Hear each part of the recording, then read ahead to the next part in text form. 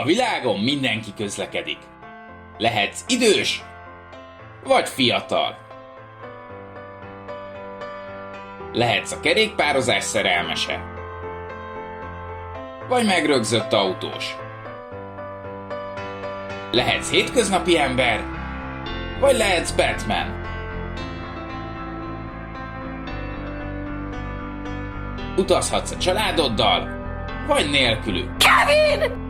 Barátokkal, vagy egy kollégával. Közlekedhetsz a föld alatt, a földön, vagy a föld fölött. Útra kelhetsz Budapesten, vidéken, szárazföldön, vagy vízen. Sétálgathatsz ráérősen, de futhatsz is. Egy utazás lehet varázslatos, vagy katasztrofális. Egy jármű lehet munkaeszköz, vagy a legjobb barátod.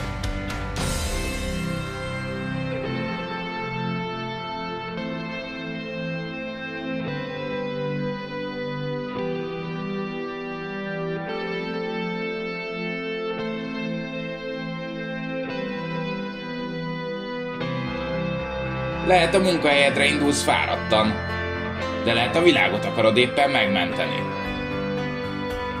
Lehet elhagyott valaki, de lehet, hogy ez éppen egy gyönyörű barátság kezdete.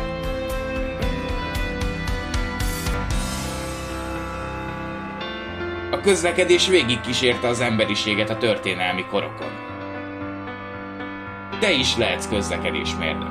Válaszd a Széchenyit, válaszd a biztos jövőt, mert közlekedésre mindig lesz igény.